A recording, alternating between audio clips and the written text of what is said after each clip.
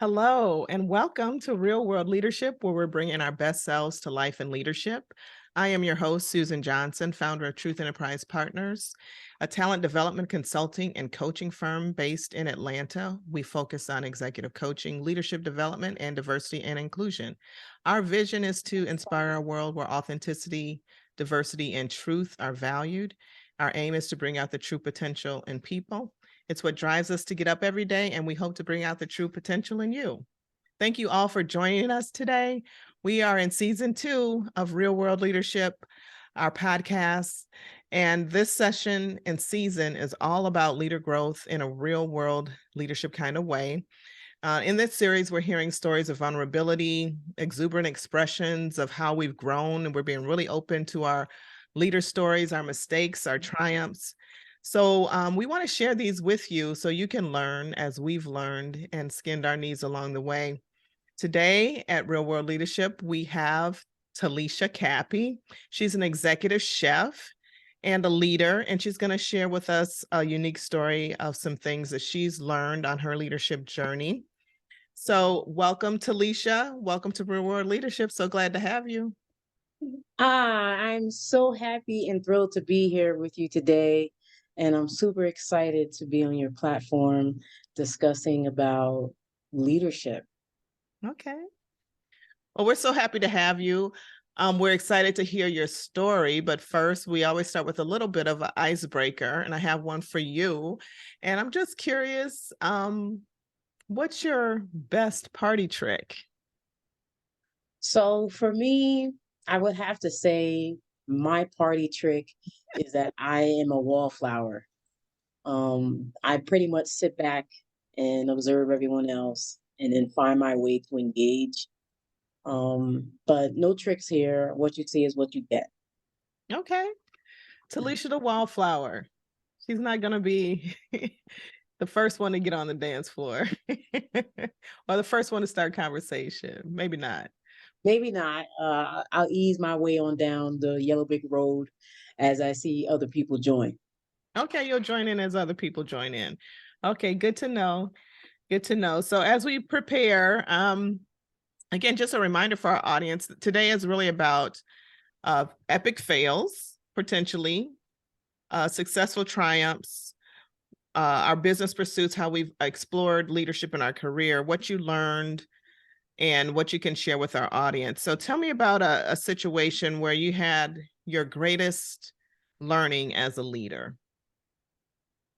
So I can remember back to when I was in high school. I was an athlete.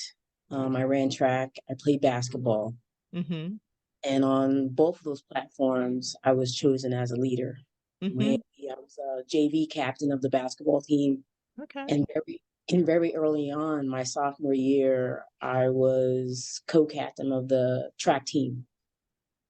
And my junior year, I was still playing on the JV basketball team. Most of my fellow teammates who we played with from freshman year, they went on to varsity. But yet I was held back and I was kept at the JV level. Okay. So that was humiliating for me. But I was given the opportunity to step up to be captain. So that was cool. We didn't have the greatest team. We weren't winning a lot. And we were struggling. And I remember we had an away game and my stepfather came, videotaped the game. You know, back then we had camcorders and all that. And, you know, I was told that, they would promise me game time since I took a step down to stay with JV, be captain, and they pulled me out the game and we were losing. So I played shooting guard and point guard. So I was a very valuable person to play and I was very good on defense. So my stepfather pulled me to the side. What's going on? Why are you playing a game? You guys are losing. So That's at that interesting. moment, it was very interesting. And my stepfather was upset. I was upset. Um, and at that point, my stepfather said, well, what do you want to do? You want to stay or do you want to go? And I said, let's go. In that moment, it was very humiliating for me to be appointed or chosen to be a leader and then to sit back and to my eyes watch my team lose. Mm-hmm. Um, it was a lesson learned, but it wasn't something that I learned right away. Mm-hmm. Thinking back on the experience and what happened and how things happened, I learned a lot in that one moment. One about myself, and then two about being a true leader. Sometimes you have to step back to see what's happening. And when you're a leader, you can't see things when you're in it all the time. So that moment of me sitting back on the bench instead of groveling in my humiliation that they took me out the game, I really could have used that time to look at my team from the bench to see what was happening, what was going on. Because when you're on the floor, you're in the heat of the moment, you're not really seeing it. And for all the viewers, my team won that game. That's the first game we won, and I wasn't there. Talk about humiliation. So it's like sometimes you really have to take that step back. And I look about, I play basketball, so analogies of the Bulls when they had their streak and they had Michael Jordan. Michael Jordan left basketball. Did they lose? Yeah, they lost some games, but they also won plenty. You know what I mean? So when that player isn't there, that's when you'll be able to have people step up and shine and do their true talents or what they're bringing to the table. May it be you're working out the strengths on what people have. So in those moments when the leader is not there, it gives other people the opportunity to step up. Most people may be intimidated, they may be afraid, don't believe in themselves, whatever the case may be of what they're going on personally with them. But when the leader is not there, you're giving other people the opportunity to step up to the plate and be a part of the game. Okay.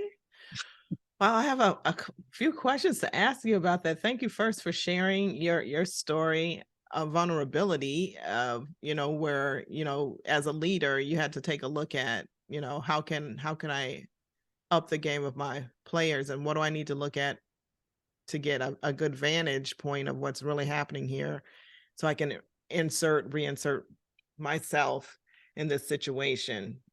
So thank you for sharing your story. First of all, I had a clarifying question really around when your father said, did you want to go? Like, did he mean like go out, just like leave the game? Or where did you go at that point in He time? I mean go wasn't clear. home. Go home. Did you go home? Yeah, we left. Okay, so you left and then they went on to win that game. Won the game. Okay, and you weren't there like sitting on the bench. No, I was gone. Okay. All right. So I wanted to clarify that. I was like, okay, did she go? And you did go. Yeah. Okay. So there's that clarification point. And then you talked about, and again, it's interesting that the story that you brought, because I don't know what stories people are bringing to, I just kind of free flow it when they bring the story. But this is a story that obviously has been something that you've carried with you up to this point. Yeah, I use it as a tool for myself. Mm-hmm. Because like I said, like in that moment, I had to have some type of acceptance about myself. I had to see who I was in that moment. Mm-hmm. Um, I could have chose to stay on the bench, support my team. Mhm. That's a true leader. You Uh-huh. take your lumps, and I didn't do that. Mhm. Um, Perhaps at that moment in my life, I wasn't truly ready for the appointment that I was given. I Mhm. wasn't able to deal with the humiliation and acceptance of me being able to sit on the bench to understand that the coach overseeing everything was doing the best in everybody's interest, Mhm. including mine. But that's not the way I saw it. The 16, 17-year-old me Mhm. didn't look at it that way. I looked at it as being humiliated. So in that moment, thinking back, like learning, like sometimes you have to have a level of acceptance Mhm. um, about yourself, accepting that the coach had the best decision to be made and he made it and accept it, Mhm. um, and sit my butt on that bench and take it like a real captain. Mhm.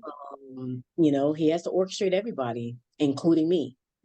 Right. So, um, So you know, in that coach's situation, making that leadership decision was important to be made at that point in time, but you at your 16, 17-year-old self, not maybe as mature as you are now, really was focused on self and ego in that moment and not a broader point of view about what's in the best interest for the team, less about me, more about the whole.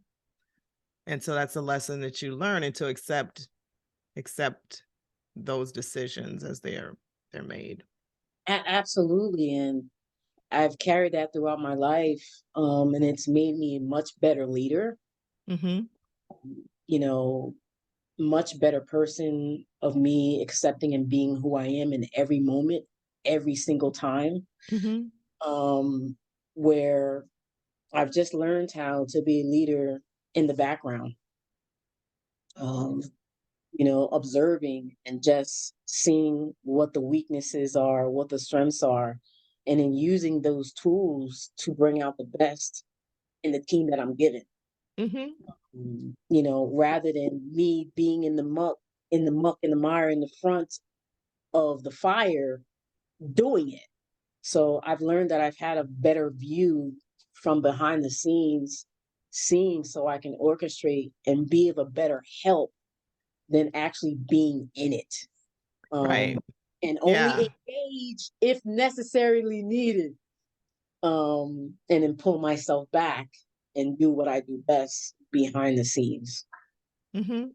Yeah, so what I'm hearing you say is, you're really taking assessment of kind of your team, their capabilities, looking at the situation, and then determining how you want to engage in it. So you're Absolutely. kind of having you say talk about the background. See that as kind of a outsider's point of view to kind of looking at the situation or even a bird's eye view into the situation to determine how best to address, advise, or even, watch your players move and coach them on, what you're saying and seeing how they can adapt and exercise their capabilities before you even decide to intervene, if you will. Absolutely. Mhm. And I think experience is the best teacher. Absolutely. It's helped me out so much where in my true heart and soul, I love to help. Mhm. And I'm happiest when I'm helping. But I found a way that I can still help and not actually physically be, you know, in the wheel of things, be in the background. Mhm. Um, I think observing helped me to do that. And then as a leader in what I currently do, as an executive chef, you are putting policies and things in place. And the only way you could do that is by observing, being in the background, not being so up and close in front. I think it's important to show and tell in leadership. That is doing the things that you say. I think that goes a long way with your staff, your teammates. Um, a lot of people will put policies in place, but they don't actually do them. So Lead by example. Yeah. I think we have to be the change that we want to see Mm-hmm. in leadership, and then show and tell, and then accept. Those are my 3 bullet points today. Okay. Because with those 3 components, you will have a much better handle on your team.